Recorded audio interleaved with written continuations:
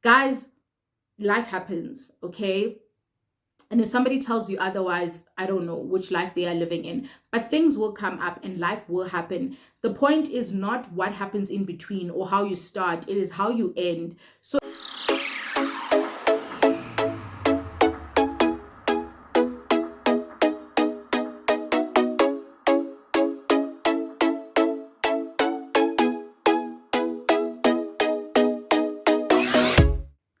hi team, welcome back to another video and thank you so much for joining me. If it is your first time, andiswa.mojapelo, and on this channel we talk about all things related to managing our money and adulting in general. So if that sounds like your type of content, please make sure you smash that red subscribe button and you check out our other videos as well. Guys, the time has come, okay, to those of us who have stayed the course, who have resisted temptation, and who have, remembered what our goals are and what we are working towards. It's time to recon and to celebrate because we are actually towards the end of our savings challenge. Now, if you watching this video and you are new here, or you just came past a couple of weeks ago and you're wondering what on earth are you talking about, what is this update for, I'm going to link the savings challenge video in the cards so you can check that out. Once you watch that video, this video will make a whole lot of sense. So please do that if you're a bit confused. If you're not confused, it means you either number one, have been on the savings challenge with me, or number two, you are not on the savings challenge, but you are aware that we are saving. So what I'm going to do today is give you just a brief summary of how things have been going for me, for the savings challenge and savings in general so far. And I'm also going to answer some of your questions. I asked you guys on my YouTube community tab and on my Instagram to send me questions on savings in general, and also questions on the savings challenge if you are partaking in the savings challenge. And I got a few questions that I think can be summarized into 5, because I think I got like 9 or 10 questions from people that I think can be summarized into 5 questions, and those are the questions that I'm going to be answering. So that's going to be fun. I'm doing the savings update because I want to share my progress, but guys, most importantly, I want to find out how you have been doing. We have more than 1,600 views at the moment on our savings challenge video. So I'm so interested to know who's saving, who is saving and who is not, from those 1,500 plus people who've watched the video. So please comment in the comment section and let me know. You can just drop a comment and tell me which level you're on and what you have been doing. You don't have to be detailed, but I'd love. Actually, let's make it fun. If you are on a savings challenge this year, drop a money bag in the comment section, whether it's this savings challenge or another savings challenge. So if it's this savings challenge, drop 2 money bags. And if you are on a savings challenge, but it's not this savings challenge, drop 1 money bag. Let's see who's going to participate. Okay, cool. So now, how have savings been going for me so far? I'll be honest, in the beginning of the year, I actually took on this savings challenge on top of other plans that I had from the previous year, right? So I like to plan my year in advance, sort of like how a company does. That's how I also plan my finances. So I like to plan for the year and then break things down into monthly and all of that stuff. And I hadn't thought about the savings challenge before that when I actually made the plan. So I tried to squeeze it in on top of every other thing that I was saving for, both in my personal capacity and also with my husband. And then I realized after month 1 or 2 that things are a bit tight here and I'm compromising a lot on other things that I also want to spend money on that make me happy and that bring me joy. So I needed to realign my budget and basically factor in the fact that I was going to save for this and just rearrange things. After I had done that, that was the only hiccup. After I had done that, it was smooth sailing from there. I just set up reminders. I knew that I had to contribute on a monthly basis. And if you guys follow me on Instagram and you are tuned in on the channel updates, you'll know that every single month after I've transferred my amount for the month, because I'm working towards saving 10,000 Rand by July, I do make a video and I show you guys a screen recording of me transferring.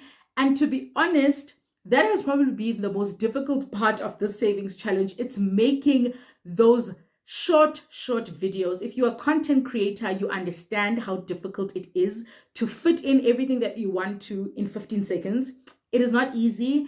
If you haven't done it before, you don't do it often enough, you might think, oh, it's just a 15-second video, but it's very difficult to fit everything in terms of editing. And also, I have to constantly remember that I need to remove my confidential details like my bank account, my other balances, and all of that stuff, which is not easy to do either.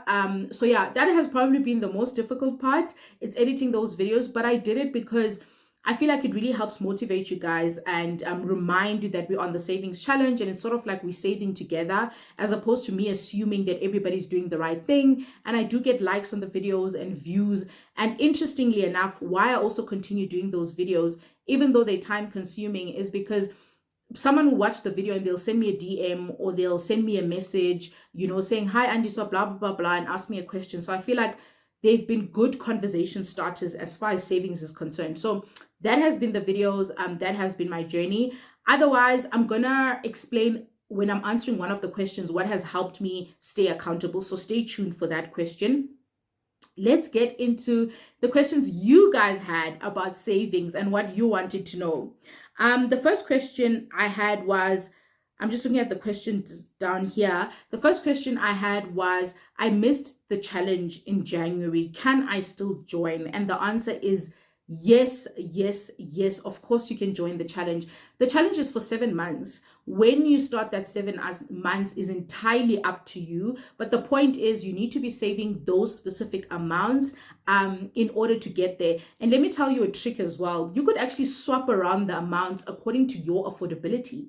As long as by the end of July, you've actually saved what you need to in order to get to that specific amount. And of course that you've saved monthly. Because if you come in July and you just put in a lump sum, then you haven't really trained your savings muscle, which was also a very important part of the challenge, was just being disciplined and training our savings muscle. So if you just come in and put in a lump sum at the end, then it kind of defeats the purpose. But you can start anytime, even after you see this video, even next year, whenever you would like to start, you can, as long as you choose a level and then you stay committed for 7 months. Another question I got as a follow-up to this one was, I started and had to stop because of an emergency. Can I continue again? Again, definitely yes. And it's great that you actually want to continue. Guys, life happens, okay? And if somebody tells you otherwise, I don't know which life they are living in, but things will come up and life will happen. The point is not what happens in between or how you start, it is how you end. So if you did have a hiccup that made you pause and you didn't have an emergency fund in place in order to make up or rather to pay for whatever you needed to do, and you had to stop your savings, that's okay. Next month, try harder or try and sacrifice something else. But the point is you need to continue, and you need to continue training that savings muscle. So definitely if you've stopped, you can start again if you had to take a break, but also learn from that experience. Hey, why did you have to stop? Why didn't you have an emergency fund in order to pay for that? Did you really have to do that other thing that made you stop? And all of those other underlying questions. But otherwise, you can definitely continue. The second question is, how do I save, or rather, how do you save when you have debts? And firstly, I'm going to assume that the person was talking about unsecured debt, also known as bad debts, which is your overdrafts, your personal loans, your credit cards, and all of those things, right? How do you save when you have debt? Let's start here. Guys, this is not financial advice. I'm not recommending or advising anyone to do something. I am merely answering this question in terms of how do you. So I'm telling you how I would, right? Firstly, it's important to note that it is highly unlikely and almost impossible for you to have a savings account that's going to give you an interest that is higher than what the bank charges you for the unsecured debt that you have. Meaning that when you owe 1,000 Rand, as a random example, you are probably paying 60 Rand in interest, right? Again, this is a random example. It's not based on any factual calculations. But if you save 1,000 Rand, you are probably getting 6 Rand if you're lucky, right? So you need to think about it that way, that you are always receiving less from a savings account than you would pay for debt. So if you insist on prioritizing savings, even though you know you have a lot of debt, you're basically taking 10 steps forward and 15 steps back each month, because you are paying 60 Rand and you are receiving 6 Rand. So think about it that way, right? when it comes to unsecured debt. So that's the first thing I would consider and think about. The second thing is, though, after I've said this, it's important to also note that life does happen and it doesn't wait for your debt to be paid off before it does. So that is why it's important to have an emergency fund. And I would start working on my emergency fund while I'm paying off bad debt. I have a video talking about why an emergency fund is important and what it is.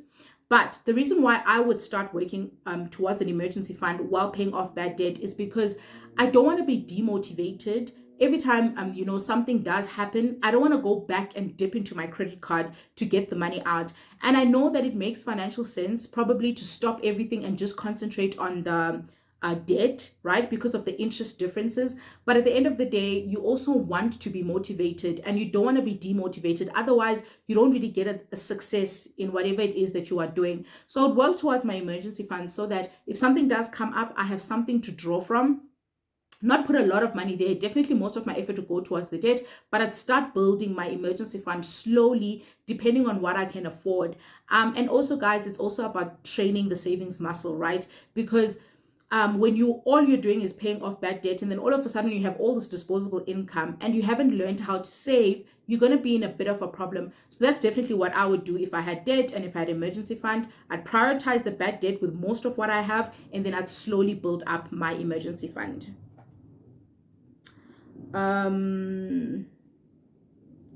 How have you managed to stick to your saving plan, right, and stay consistent? So like I said, I upload monthly videos showing what I have saved in my saving for the savings challenge, so people know that I've been consistent because I prove it. Now, what has helped me stay consistent? 3 things that I'm going to share with you, right? This goes for the savings challenge and any other savings that I embark on. The first thing is accountability. Yo, guys, accountability is so important when it comes to sticking to anything, actually, even if it's for health purposes. Accountability is very important. And for me, I have been now accountable to myself firstly, but I've also been accountable to you guys because I need to post a video every month and I need to show you that I've saved. You are my accountability partners. The team, which is you guys, keep me accountable in the sense that you expect a video every month. And if there's no video, I probably, okay, you're not going to ask me to explain, but then I will feel like, there's no video. I probably have to explain why and all of those things. And I found accountability to be very important. When I'm not accountable to you guys on my other savings, my husband is my accountability partner, right? He keeps me honest in terms of what I wanted to do and what I'm working towards. And it helps that he knows my goals because he can easily say, wait, how come you're buying that when we said we were going to save for this? Or how come you're getting that when you were supposed to put money towards this? And that really helps me because when I'm the one who knows, it's easy for me to swap around what I want to do because I'm not afraid of answering to anyone. If you think about it, technically, you're not answerable to anyone but yourself because it is your money. But if you do get an accountability partner, it will go a long way. And lastly, what I want to say about this is, don't you think that that's one of the reasons why stokvels thrive? Because if you think about it financially, stokvels don't really have interest because we all put in money together and then we just divide it or we rotate amongst each other. So in terms of capital growth and an actual return in terms of income, it doesn't make that much sense, but the accountability element is powerful because you need to give that person money. Therefore, they need to give you money. And that's how the system works. And that's why it thrives. So accountability is important. The second thing that's also been very important for me personally in terms of keeping me honest is knowing what I'm saving towards. Name your goals. Don't save just. If you save just, you will spend just. You'll spend whatever it is that you've saved that easily because there was nothing driving you, to stay consistent. So for me, I know that I am saving towards travel. I might travel for more than what I have saved, but I know that it's going to make a reasonable dent when I do travel, right? Wherever I go. So every time I think of not being consistent, I literally imagine myself not relaxing somewhere, that I really want to relax. And imagining that and being very detailed about where I want to go, etc., really helps me keep myself motivated. Because if you, for example, someone commented on my tag on Instagram and said that, well, I spent my money, and I probably have to start again. And then I asked him, what did you spend your money? What were you saving for? Was my first question. And then he was like, well, I was saving for, I don't know, like if something comes up, I have money. And I'm like, something came up, you had money, you spent it. So if you are saving for, if case something comes up, things will come up and then the money will be gone.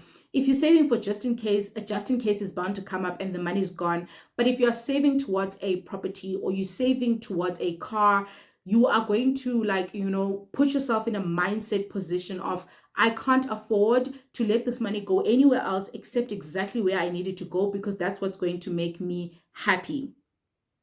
And then the third thing that also helped me keep consistent on the savings challenge is the trade-off system. Guys, the trade-off system is so powerful. You have a budget, right? And let's say your budget is 100 Rand a month because that is your income. Let's say 60 Rand of that 100 Rand goes towards your expenses, or if you're lucky, 50 Rand goes towards your expenses. And the rest is disposable income that goes wherever you want it to go. Yes, every month is different, right? It's not always going to go where you want it to go. But the thing is, whenever something does happen, you need to go back to your budget and say, okay, I spent 20 Rand of the 40 Rand that was not left in a way that I shouldn't have, right? And now I can't afford to save. So where is that money supposed to come from? You need to trade off something else so you can still save if saving is what is important to you. Or you sacrifice savings and you give the money to something else, because at that point, that other thing is what is important to you. The point is, you need to be very realistic about your finances and the money that you have. You can't have it all, because all you have left is 40 Rand. So if within that 40 Rand, 10 Rand was meant to be saved, and let's say something happens and I have to spend 10 Rand, I ask myself, where is this 10 Rand for the savings supposed to go? And that's how I've managed to stay consistent, because things did come up, and it's either I didn't do the things and I kept to my savings, or I used the money and I had to make another sacrifice in another area of my budget in order to make it work. Try that when it comes to savings. Reconcile weekly and find out that money that you were supposed to save. If it's not going there, where is it going? How do you get it back? And what do you sacrifice and trade off? This question was very funny. The individual asked me, why is the interest on your bank account so small? And when I read it, I was like, wow, so people are really watching my monthly video updates, because that's probably where the individual saw it. It's in my shorts folder in case you're interested to see and you haven't seen them. So guys, my interest, first of all, according to me, is not small. What we need to remember is there's a difference between saving and investing. When you invest, you put money away for capital growth or for a return in terms of income, right? That is the motive. When you save to preserve your money for a specific purpose. My purpose is the travel, right? And I want at the end of July access to that money. Let's start there. I want to have access to that money in a short space of time, and I want it to go to a specific goal. I don't want to risk having that money not be there at the end of July. That's why I'm trying to preserve the amount. And that's why I put it in a bank account that can at least give me an inflation rate that is decent, which I currently have with my bank account, which is really good, because you can also get a savings account that gives you less than inflation. That's also possible. So 5% or 6% is not small at all, right? Relative to what I am trying to achieve and what the purpose is for. Yes, it can look a bit disappointing because you see the growth and it's growing quite slowly, but remember why you are putting money in a specific place and what the motive is. My motive is certainly not to grow this money, but rather to preserve it and get a bit of interest, which I'm very happy with. So that's my answer for why the interest is so small. Then the last question is, will there be a 2023 savings challenge? Will there be a 2023 savings challenge? So I'm not sure, to be honest. And the reason is because I can start a challenge, but I don't know if I'm going to post monthly updates and all of that stuff, because I feel like everything will be the same. It's going to be repetitive. We might change the amounts, but the rules, the code of conduct, the way in which we do it, and the discipline we need to have is exactly the same. So we can use the same principles from this challenge next year and any other year and for any other goal. So at the moment, I don't see a need to start a brand new challenge next year, but I do want to consider starting a debt challenge, right? And that is because I'm not sure if you guys are familiar with Dave Ramsey, but if you are, and you should be if you do follow financial content, he speaks about he's got this debt challenge thing where people post on social media when they've paid off their bad debt and they sort of celebrate it and everybody gets happy and congratulates them. And I feel like as a South African, that is such a good culture to have, where we celebrate the paying off of bad debt, because I feel like we celebrate investments and savings, and paying off bad debt is actually great. Being bad debt free is amazing, because it means that you're saving all of that high interest that you would be paying had you had the debt. And that's certainly something to celebrate. So also on that note, if you haven't been able to save this year because you've been concentrating on paying off your bad debt, well done to you. That is amazing. And it may not feel like you are saving, but you certainly are. May not be, you seeing the interest accumulate on whatever it is that you have saved, like a savings account, but you're certainly saving from the interest you would have paid had you not paid off your bad debt. I think I've covered all of the questions, guys. Please don't forget to leave me a comment. One money bag if you are on a specific savings challenge, on any savings challenge this year while working towards your goal, and drop 2 money bags if you are on this specific savings challenge. And if you feel comfortable to do so, you can explain which level you're on and how it's been going, or you can just drop the money bags and leave it at that, because I know that you guys are sometimes shy to comment. Thank you so much for making it to the end of this video. If you did enjoy it, don't forget to give me a huge thumbs up, and do consider subscribing if you haven't, so I can see you in the next video. Bye.